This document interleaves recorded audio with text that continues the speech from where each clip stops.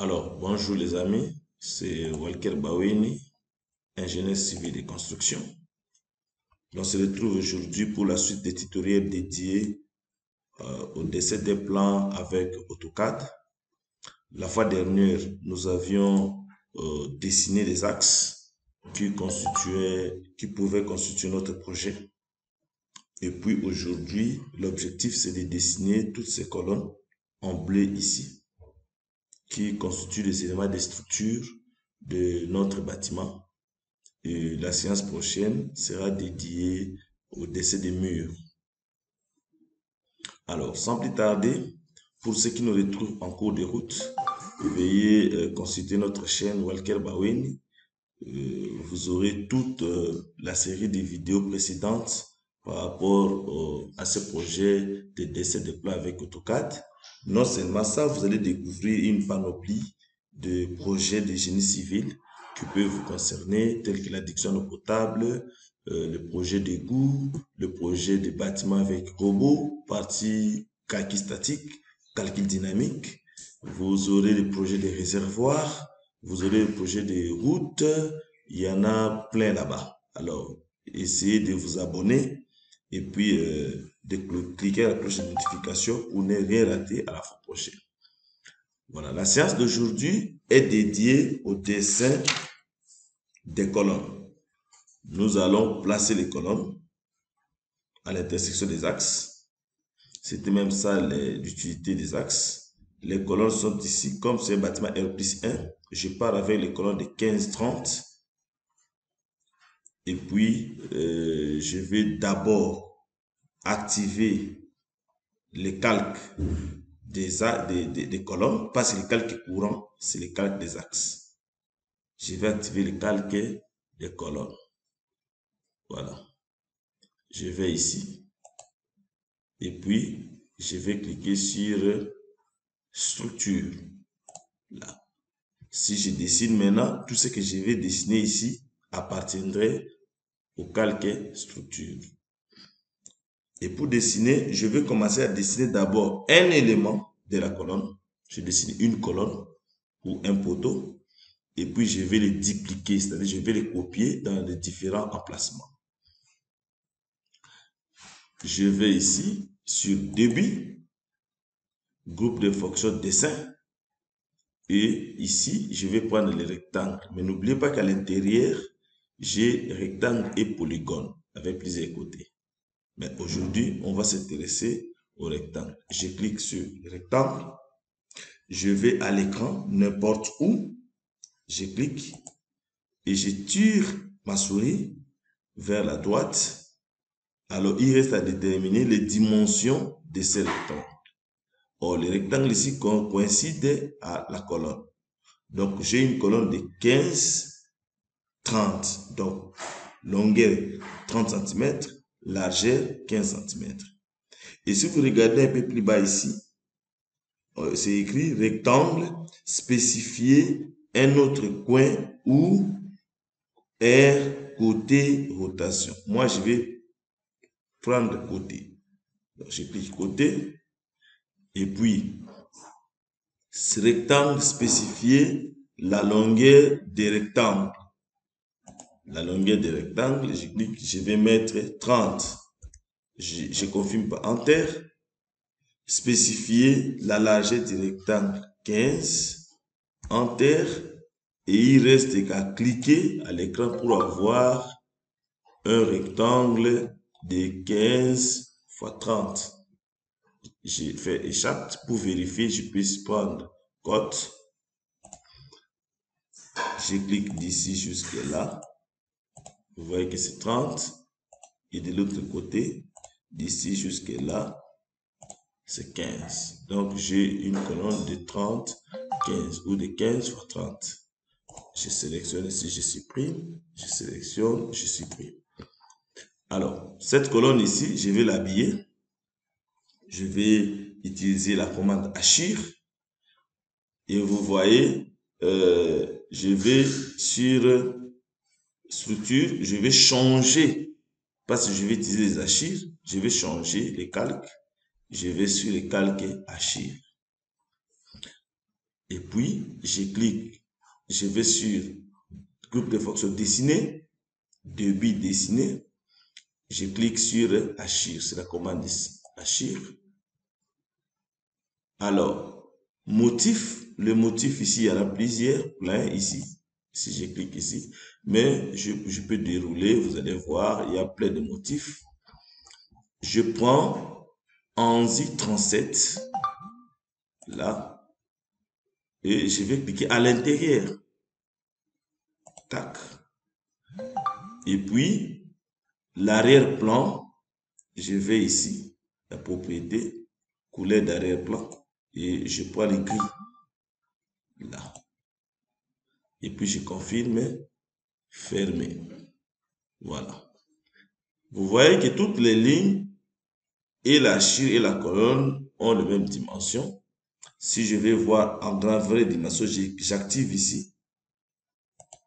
Et vous voyez que les lignes de la colonne sont plus grandes que les lignes de la chire. Et rappelez-vous que la colonne, nous avions pris 0,50 comme épaisseur de ligne. Et la chire, nous avons pris 0,09. Et vous voyez que c'est beau.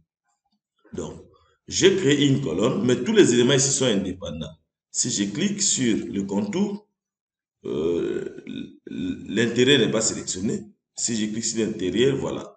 Alors, ceci signifie qu'à chaque fois, si c'est un élément séparé, ça va me donner des difficultés pour copier, pour modifier. Je vais les réunir que ça représente un seul élément. Et on va parler ici de la notion de bloc. Je vais créer le bloc pour que ça se comporte comme un bloc. Et c'est très important pour AutoCAD parce que si vous créez par exemple un meuble, une table, et que vous voulez copier cette table dans plusieurs salles, vous verrez que si c'est plusieurs lignes, vous aurez des difficultés. Il faut chaque fois sélectionner toutes ces lignes. Alors, si vous créez une table et que vous la rendez en bloc, dès que vous cliquez sur un élément, c'est tous les éléments qui sont sélectionnés. Donc, ça se comporte comme un bloc, comme le dit le nom. Et c'est très important, cette notion de bloc, quand on utilise AutoCAD. Je vais sélectionner les contours, je sélectionne l'intérieur, et puis je vais sur début, mes groupes de fonctions, bloc, je suis ici. Et je clique sur l'onglet ici, créer bloc. Je crée le bloc, le nom du bloc. Le nom du bloc, je l'appelle colonne 15 fois 30. Alors, j'utilise sous-tiret pour que ça puisse accepter. Point de base, c'est le point par lesquels je pourrais effectuer ma copie. Je clique là où c'est écrit choisir un point, spécifier à l'écran choisir un point. Là. Et puis, je vais chercher le point du milieu. Vous voyez, il se voit déjà. Ou encore, je vais faire ça. Je viens encore, si je fais ça, et ces points-là, je clique. Et puis, je clique sur OK. Et dorénavant, dès que je clique ici, c'est tous les éléments qui sont sélectionnés. Même si je clique à l'intérieur, c'est tous ces éléments. Donc, ça se comporte comme un seul élément. Je peux maintenant les copier. Je le sélectionne. Je vais sur groupe de fonctions modification. Et je prends la fonction copie. Copier. Et là, directement, je clique sur le point de base. Là. Et puis, je zoom arrière, zoom avant. Je vais placer ici. Là. Je clique. Et puis, je fais échappe. Cet élément ici, je peux le supprimer. Même si je supprimais celui-ci, regardez, vous allez voir l'utilité de bloc encore. Si j'ai besoin de placer une autre colonne, je peux venir seulement ici, insérer, et l'élément créé est là. Je clique et il me reste qu'à placer dans l'endroit voulu, là, et j'ai une autre colonne. Donc, même si je supprimais tout, ça va se retrouver ici. Pardon, c'est comme si je créais une bibliothèque à réutiliser. Alors, je vais ici, la position de la colonne, il faut une rotation de 90 degrés. Je sélectionne ma colonne, je vais sur le groupe de fonctions modification et je vais là où c'est écrit rotation. Je clique, je vais cliquer sur l'élément, là, et voilà. Je peux tourner jusqu'à l'angle voulu. Ici, si je clique, ça reste comme ça. Ou comme ça, ou carrément, je peux noter l'angle 90 degrés. 90 pour avoir plus de précision. Voilà.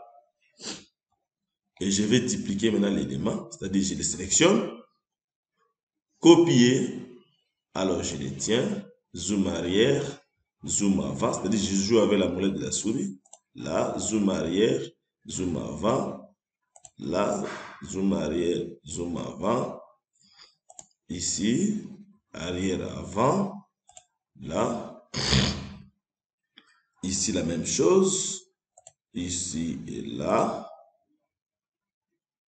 il n'y a pas de colonne ici, suivant le plan que j'ai, voilà. Ici, je n'ai pas de colonne. Ici aussi, je n'en ai pas.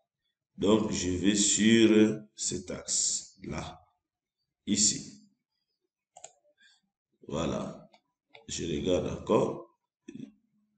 Je vais directement au fond. Là. Et puis, j'en ai ici. Là et là. Et puis, directement vers la fin.